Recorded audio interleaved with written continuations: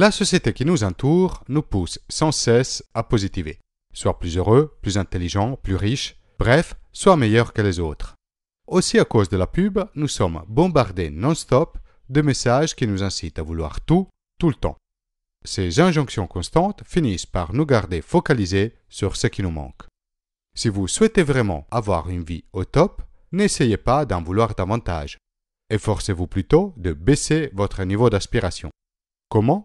En développant un art inattendu, celui de s'en foutre.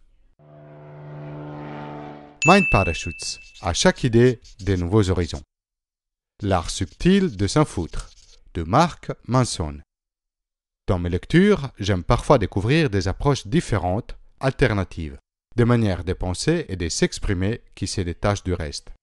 Pas étonnant donc que j'ai été attiré par le titre de ce best-seller écrit par Mark Manson, L'art subtil de s'en foutre. L'auteur s'affiche clairement contre une vision du développement personnel qui consiste à vouloir toujours positiver, à devenir quelqu'un d'extraordinaire, à chercher le bonheur à tout instant. En adoptant cette mentalité, nous risquons de devenir accros à des remèdes efficaces dans les courts termes qui nous donnent des pics de plaisir et de motivation de temps en temps, mais qui finalement ne nous permettent pas d'avancer réellement. Au contraire, développer l'art subtil de s'en foutre consiste à regarder la réalité telle qu'elle est, de faire une auto-analyse extrêmement sincère, même quand elle devient difficile et douloureuse, et évaluer le bonheur, la souffrance ou l'échec de manière plus profonde. Les doubles effets de la société de consommation et des réseaux sociaux nous affichent l'image artificielle d'une vie parfaite des personnes autour de nous. Et regarde, j'ai une vie vachement plus cool que la tienne. Nous finissons par croire qu'il ne faut jamais éprouver d'émotions négatives comme l'anxiété, la peur ou la culpabilité. Nous finissons par nous poser en boucle la question « Qu'est-ce qui ne va pas chez moi ?» sans jamais trouver de véritables réponses. Pour sortir de cette spirale, il faut adopter une approche contre-intuitive. Vouloir toujours vivre des expériences positives est une expérience négative. Plus nous le faisons, moins bien nous nous sentons. Pourquoi ? Parce que cette approche ne fait qu'accentuer les sentiments de manque. Paradoxalement, accepter de vivre les expériences négatives qui se présentent ou qui s'imposent à nous constitue en soi une expérience positive. Avez-vous déjà eu l'expérience de ne pas réussir à obtenir quelque chose et plus vous vous démenez, moins vous y arrivez? Et c'est justement quand vous arrêtez de vous préoccuper autant que vous finissez par réussir presque miraculeusement. S'obstiner à ignorer la souffrance finit par lui donner une importance démesurée. Contrairement à ce que nous pourrions imaginer, l'art subtil de s'en foutre ne veut pas dire de ne donner de l'importance à rien. Il s'agit plutôt de regarder en face les difficultés de la vie, même les plus grosses, même les plus terrifiantes, et avancer quand même. Cela signifie apprendre à focaliser son attention et à établir des priorités de manière efficace, à faire le tri entre ce qui est vital pour nous et ce qui ne l'est pas. L'insatisfaction et les sentiments de mal-être sont une partie intégrante de la nature humaine. Elles ont une fonction biologique. Nous sommes câblés pour être insatisfaits de ce que nous avons et de chercher constamment ce que nous n'avons pas. L'insatisfaction est l'agent du changement préféré de la nature. Elle nous motive à bouger pour innover et survivre. De la même manière, la douleur physique comme psychique ont un rôle essentiel dans l'évolution. Elles représentent un mécanisme de feedback très efficace. Elles nous indiquent quand nous sommes en danger et nous permettent de tirer les leçons de nos expériences. Afin d'éviter la même sensation de douleur, nous faisons attention à ne pas répéter les mêmes erreurs dans le futur.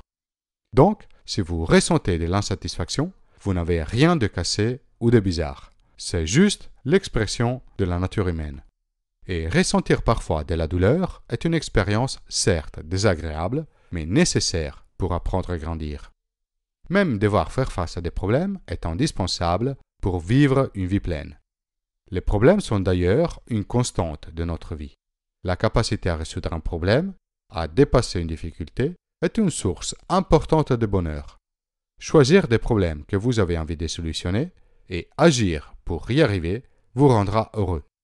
Au contraire, si vous vivez pour éviter les problèmes, ou si vous avez l'impression de ne pas en avoir, vous en serez malheureux. Pourquoi donc la plupart des gens choisissent d'éviter les problèmes? Parce que nier leur existence ou accuser les autres d'en être responsables, c'est plus facile et confortable. Cela soulage dans l'immédiat. Mais cette attitude ne mène nulle part. L'amélioration de soi, l'évolution personnelle, émerge d'une simple prise de conscience. Nous sommes responsables de tout ce qui nous arrive dans la vie, quelles qu'en soient les circonstances. Nous ne contrôlons pas toujours ce qui survient, mais on contrôle toujours comment nous interprétons ce qui nous arrive et la manière dont nous réagissons. Nous portons toujours la responsabilité de nos expériences. Même choisir de ne pas réagir est une réponse parmi d'autres aux événements de la vie. Plus vous assumez la responsabilité de votre vie, plus le pouvoir que vous exercez sur elle est important. Une nouvelle question fait surface. Pourquoi beaucoup de gens hésitent à endosser la responsabilité de leurs problèmes? Parce que souvent, nous confondons responsabilité et culpabilité. Il est tout à fait possible que nous n'ayons aucune faute sur les circonstances dans lesquelles nous nous trouvons. Mais cela ne change en rien notre responsabilité de choisir notre réaction. La confusion entre responsabilité et faute incite les gens à laisser aux autres la charge de résoudre leurs problèmes.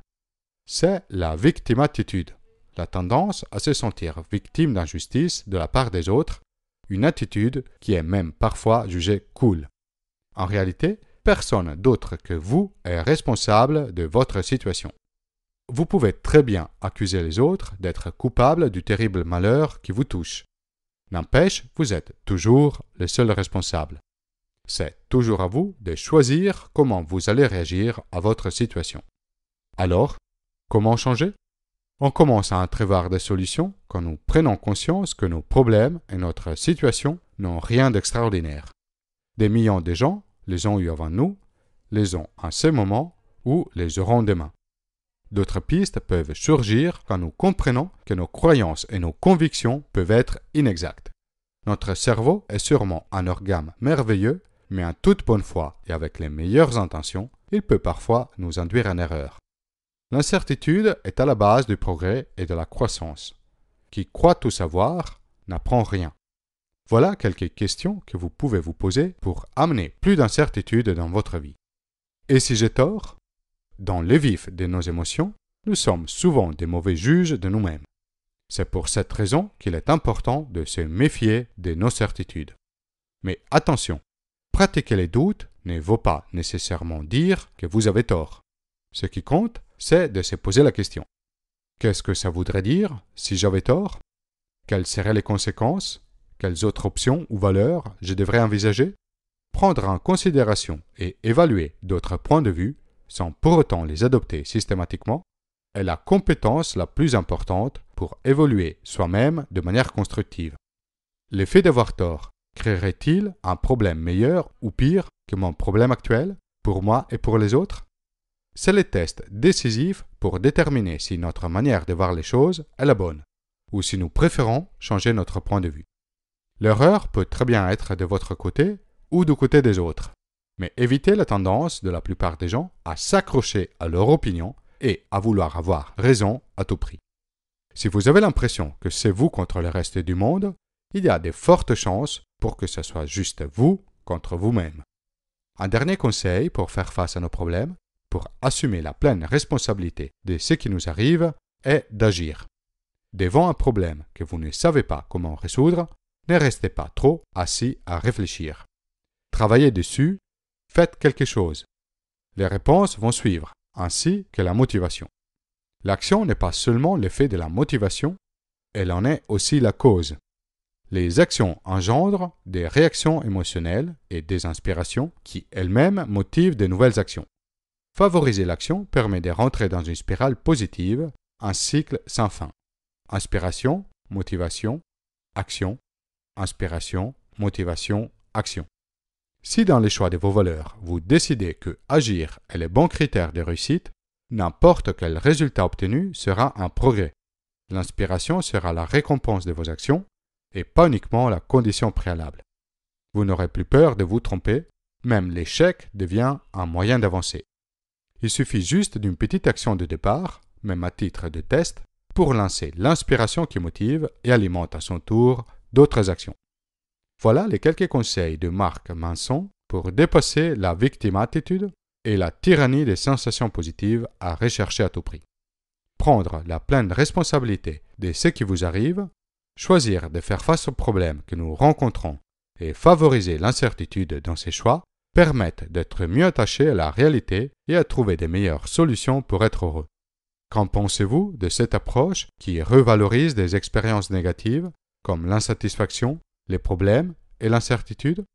Est-ce que vous arrivez à accepter pleinement la responsabilité de votre vie et de vos choix, indépendamment de qui est à l'origine de votre situation?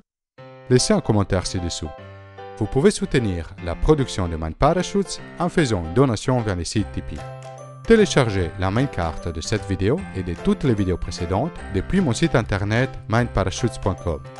Si vous avez aimé la vidéo, inscrivez-vous à ma chaîne YouTube et partagez la vidéo autour de vous.